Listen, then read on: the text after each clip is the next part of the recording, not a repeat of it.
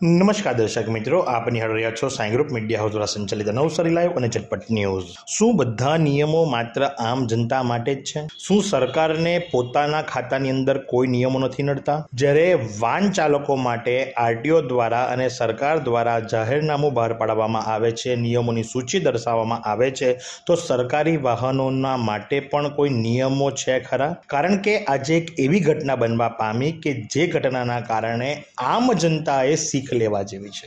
વાત જો કરવામાં આવે તો આજ રોજ બપોરના સમયે નેશનલ હાઈવે નંબર 48ના ઓવરબ્રિજ નીચે નવસારીથી બહાર જતી વખતે મેલડી માતાનું જે મંદિર આવ્યું છે, ટર્નિંગની ઉપર એક આઈઆરબીનો મોટો ટ્રક કે જે ઓવરલોડેડ હતો, એની અંદર રેતી ભરવામાં આવી હતી। એના બંને પાછલા ટાયરો જે ખરા તે એકદમ દયનીય હાલતની અંદર હતા, કન્ડિશનની અંદર હતા, અને જેના કારણે એ ટાયરોની અંદર એક સાથે બંને ટાયરોમાં બ્લાસ્ટ થાય છે, ટાયરો ફાટે છે।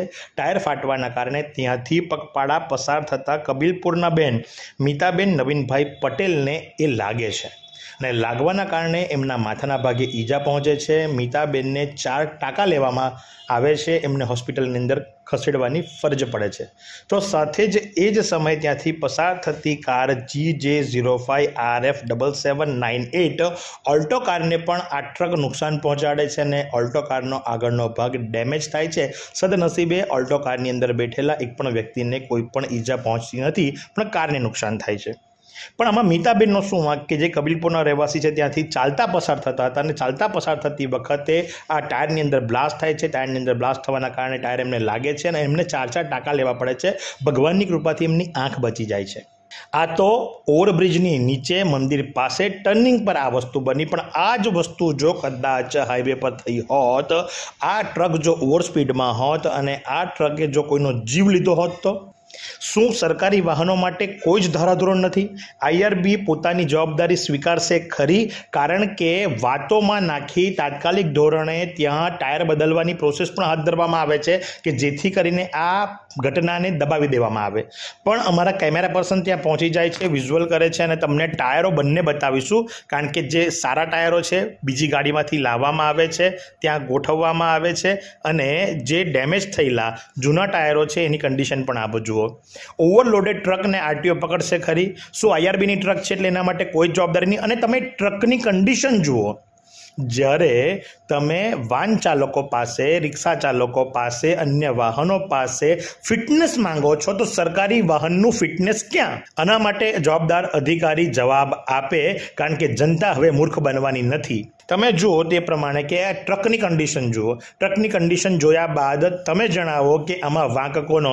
શું આઈઆરબીના અધિકારીઓ સામે આવશે?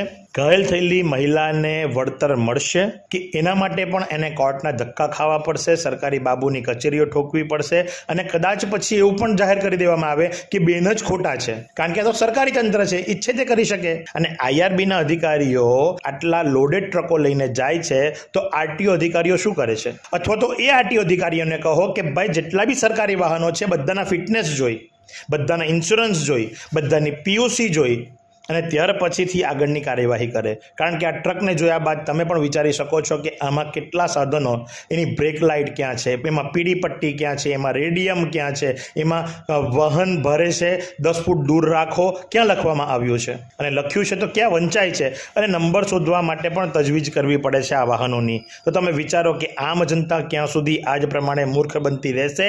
જાગો જનતા, જાગો, જવાબ માંગો, નહીં તો કાલ ઉઠીને તમારા ઘરની અંદર રહેવા માટે પણ, પોતાના ઘરની અંદર રહેવા માટે પણ આ સરકાર ભાડું ઉઘરાવે તો કોઈ નવાઈની વાત નથી। તો આજ પ્રમાણે આવા અવનવા સમાચારો માટે નિહાળતા રહો નવસારી લાઈવ અને ઝટપટ ન્યૂઝ।